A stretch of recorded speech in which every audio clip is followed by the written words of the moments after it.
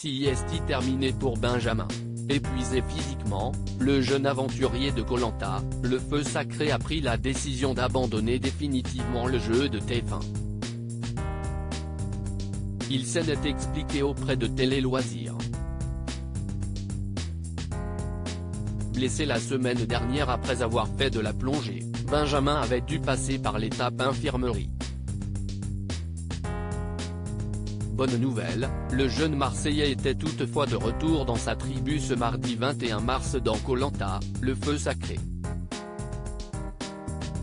Mais épuisé physiquement, ce dernier a toutefois pris la décision, devant Denis Brognard, d'abandonner définitivement le jeu. « Je suis à bout, ça touche mon moral, je n'arrive plus à avancer. Je m'excuse auprès de tout le monde. Je ne peux plus rien faire. Je décide de quitter l'aventure et les jaunes. » Benjamin voit donc son allié Tania, éliminée lors du dernier conseil, revenir dans l'aventure. Le candidat revient sur son parcours auprès de Télé Loisirs. Benjamin, Koh Lanta 2023, abandonner était la seule décision à prendre. Télé Loisirs, Denis Brognard vous a indiqué que tous les aventuriers ayant abandonné de leur plein gré finissent par le regretter. Est-ce le cas aujourd'hui? Benjamin, honnêtement, en répondant à mon état à ce stade de l'aventure, je n'ai aucun regret. J'étais vraiment au bout de mes capacités physiques. C'était impossible de faire autrement, donc c'était la seule décision à prendre. Est-ce votre accident de plongée ou une accumulation qui a provoqué votre abandon? Non, Sieste un tout. Le manque de nourriture, l'affaiblissement physique, l'humidité, les nuits très difficiles. Et évidemment cette otite avec l'interdiction de mettre la tête sous l'eau pendant une dizaine de jours. Sieste tout ça qui m'a fait craquer. Avez-vous pensé à abandonner dès votre passage à l'infirmerie? Non, même si ça me trottait un peu dans la tête.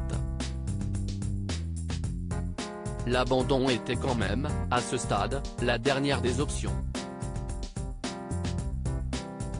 Benjamin, Koh Lanta, le feu sacré, j'étais très content du retour de Tania. N'avez-vous pas tout de même une pointe de déception alors que vous prouvez pleinement à vos coéquipiers votre valeur, en les aidant à faire les nœuds pour l'épreuve du radeau? Dans les derniers épisodes Sieste vrai que je commence à me dévoiler et à prouver mon utilité.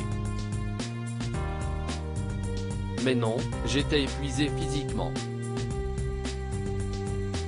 Des aventuriers ont-ils tenté de vous faire changer Davis? Oui, ils ont essayé de trouver des arguments pour me convaincre de rester. Mais ils ont vite vu que dans ma tête, la décision était prise. J'étais sûr de moi, il n'y avait plus rien à faire. Ils ont été bienveillants et ont compris ma décision. Êtes-vous au moins satisfait de céder votre place à votre allié, Tania? Partir était déjà, en soi, une libération. Mais évidemment j'étais très content du retour de Tania. J'étais le seul allié de Tania sur Koh Lanta, le feu sacré. Contrairement à Tania, étiez-vous tout de même davantage intégré dans votre première équipe jaune? Oui, je parlais à tout le monde et j'étais plutôt bien intégré dans l'équipe.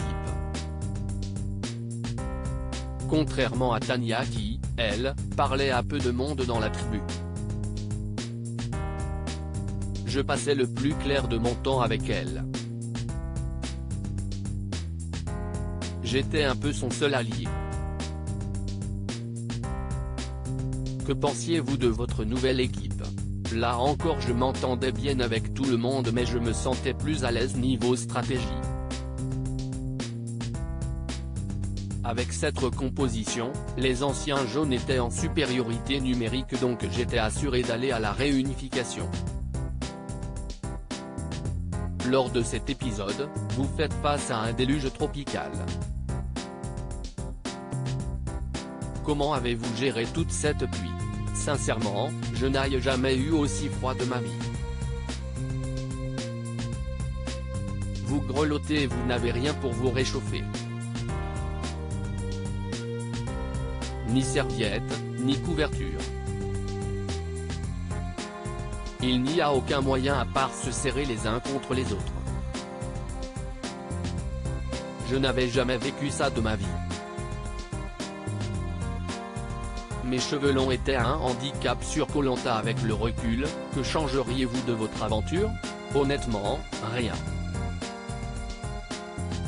Peut-être prendre plus de poids avant de partir sur Koh Lanta, car CST, je pense, ce qui a joué sur mon affaiblissement physique. On connaît les problèmes d'hygiène sur Koh Lanta. Pourtant, vous arborez une coupe de cheveux très longue. C'était clairement un handicap. Il faisait tellement humide que mes cheveux l'étaient également en permanence. CST super désagréable.